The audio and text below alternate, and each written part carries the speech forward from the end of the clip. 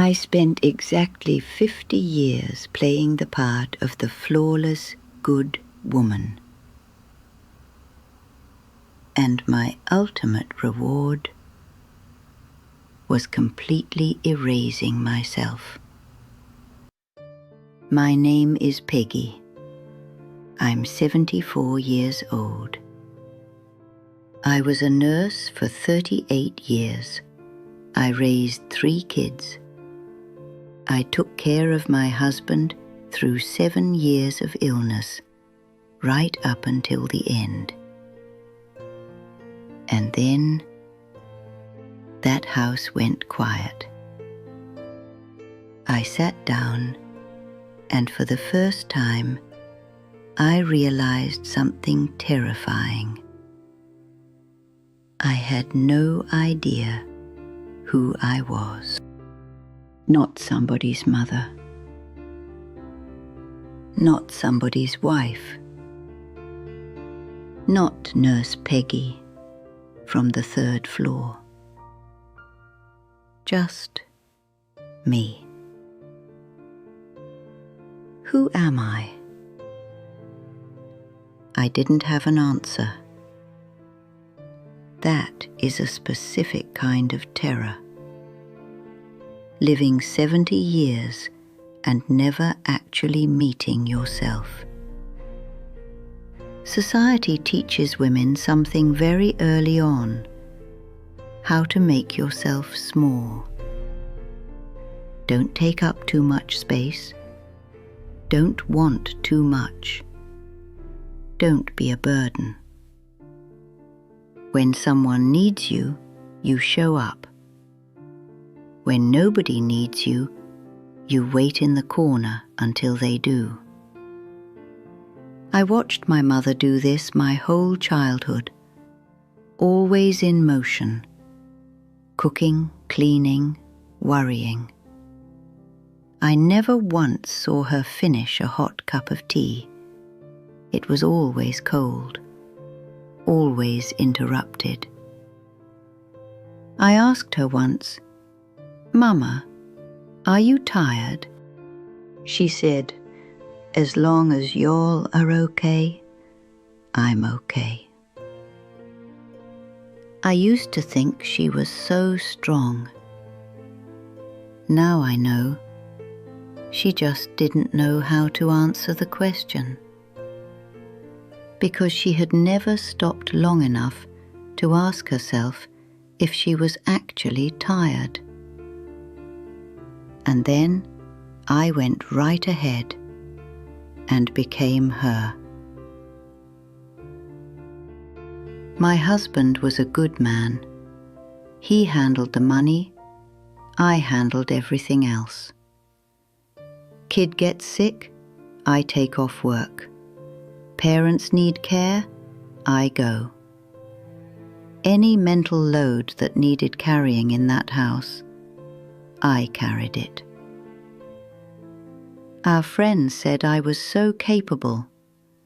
They said he was a lucky man. And I'll admit it, I liked hearing that, because being needed gives you an illusion. It makes you feel like you have a place in the world. But it took me most of my life to see the truth. I was using being useful as a substitute for being worthy. And they are not the same thing. 38 years as a nurse. When you stand at enough bedsides, you hear the truth at the end of the line. Men usually regretted not spending enough time with their families. But the women, their answers were devastatingly identical. They said, "I wish I hadn't been so hard on myself. I wish I hadn't been so afraid to ask for help. I wish that just once I had put myself first." I heard that hundreds of times. That wasn't small talk. That was despair leaking from the bone. But I didn't realize back then I was already that woman in the hospital bed. I just hadn't laid down yet. There is something I've never told anyone. During those last years when my husband was sick, one afternoon he fell asleep. The sunlight was pouring through the curtains. It was beautiful outside. And a thought crossed my mind. I want to go for a walk by myself. Nowhere to be, nothing to buy, just me breathing outside for 20 minutes. But immediately I was drowning in shame. He's in that bed, and I'm thinking about a walk? What kind of wife does that? I shoved that thought down, buried it deep. We had an aide. He would have been completely fine. But I didn't go. Because somewhere deep inside, I had already decided I didn't deserve 20 minutes of air. That woman who just wanted to breathe, I locked her in a cell inside my chest for 7 years. Until she finally stopped asking. We lie to ourselves. We say, take care of everyone else first, and then it's your turn. It sounds so noble. But the truth is, you drain yourself dry, and then you hand a hollow, empty shell to the people you love, and you call it devotion. My daughter came to visit last month. I cooked for her, cleaned for her, repacked her bags. When she walked out the door, I stood in the hallway and it hit me. We didn't have a single real conversation the entire afternoon.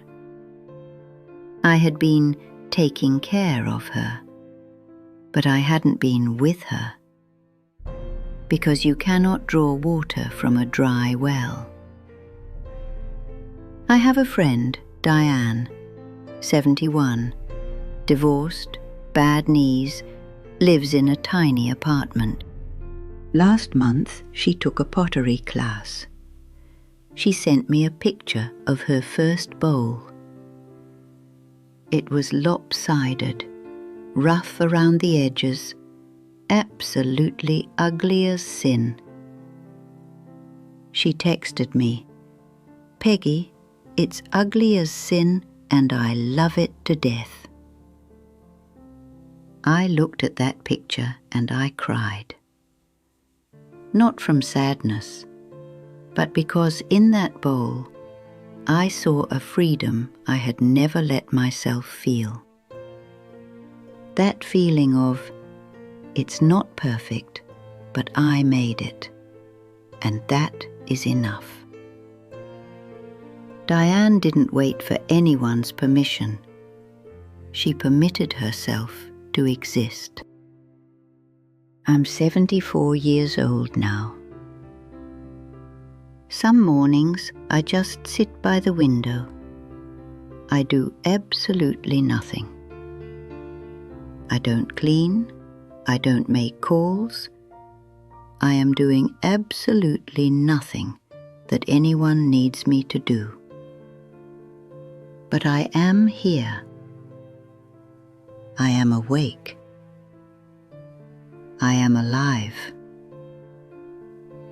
It took me 50 years to finally crawl out of that grave called perfection, just to earn the right to take up the space of a single chair in this world.